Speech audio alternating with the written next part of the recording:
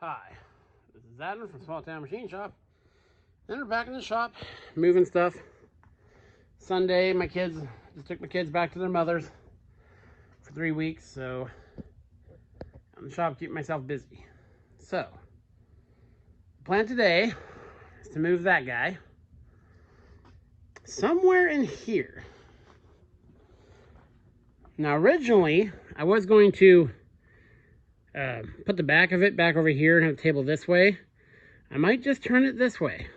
Whenever you redo a shop, there's a lot of ways you can draw it out. I used to use a grid paper. You know, each square would represent a square foot of the shop and cut out a footprint for the machines. And to some people, that's helpful. But I like seeing how it's in place. I don't mind as heavy as some of the machines are.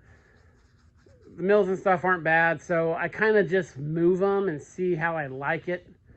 You know, because when you're doing those grids, it's hard to, you know, anticipate your movement space, you know, between machines and all that. So kind of the flow of the shop.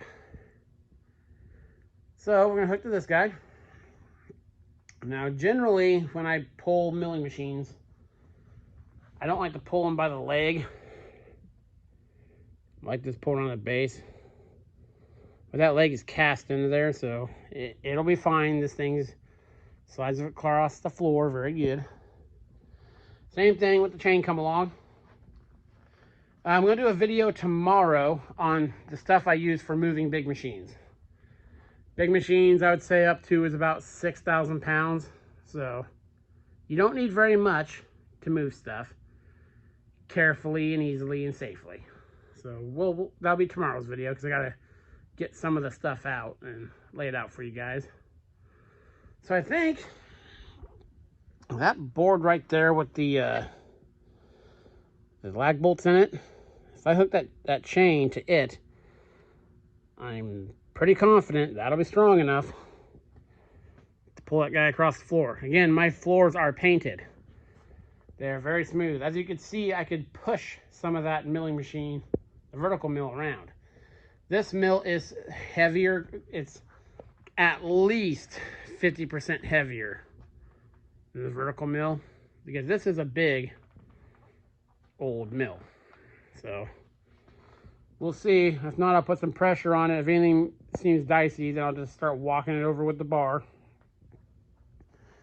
So I can also hook it to the very base of that beam, like that come along is to the big lathe, and get it, you know, most of the way over.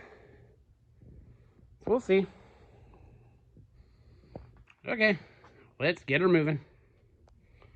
Okay, so what I've done, not to overstress that point back there, I just took my bar, lifted up the back, put a rod underneath it.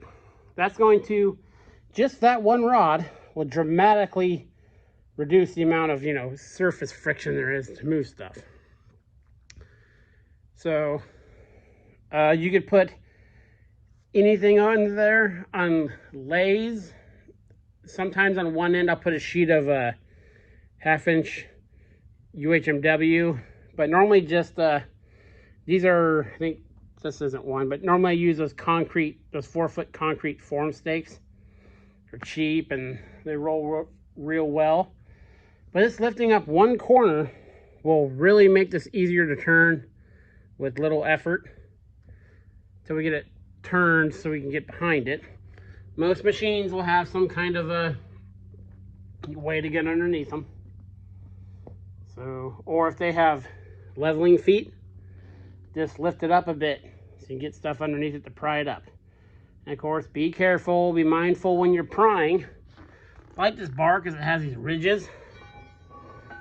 Mindful when you're prying, if something were to slip, you know, your hand's gonna go there. So just be careful.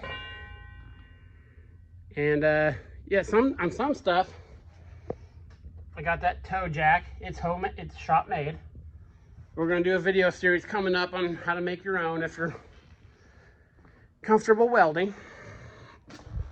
So go back over here and get set up. Okay, bring it back. Okay, you can see how little pressure this takes.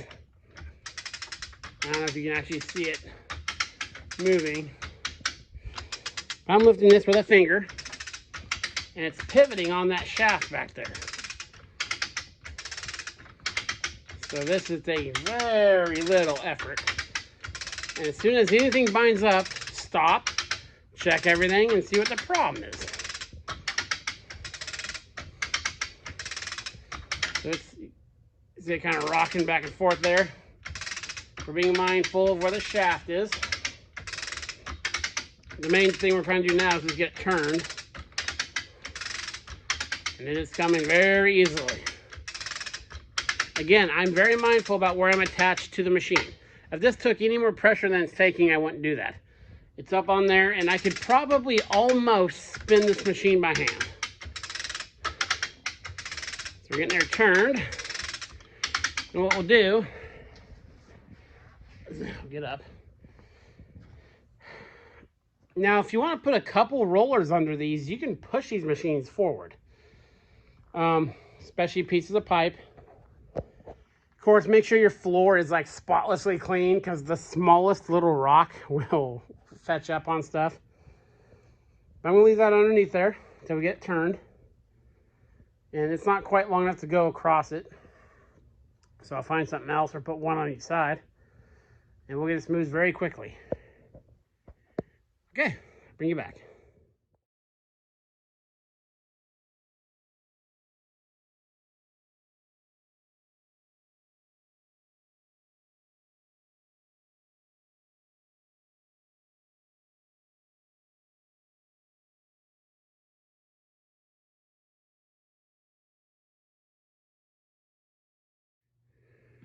Okay, so we got it mostly in place. Very easy to move with those rods underneath it. I was sitting right here right now. What I've actually decided to do, I gotta move some stuff. So I'm gonna kick the back of it over this way. So it's gonna be kind of diagonal.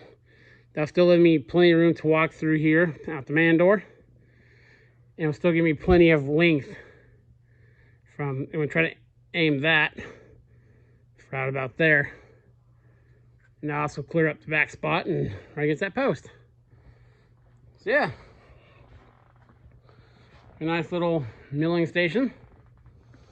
But we got it removed for the most part. I got to do some cleanup as I move stuff. I'm moving stuff around, and when your shop's as cluttered as mine, this is part of the process.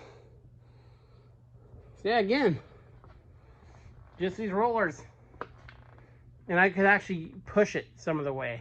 So, very cool.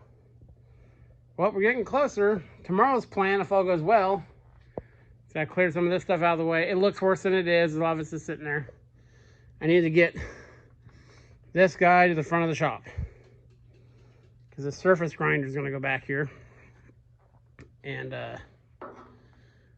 drill press is going to get moved.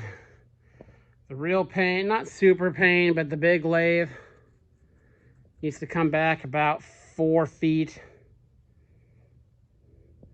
It's got skates under this side. I'll probably put skates on the other side. I'm going to shift it back about 1 foot too.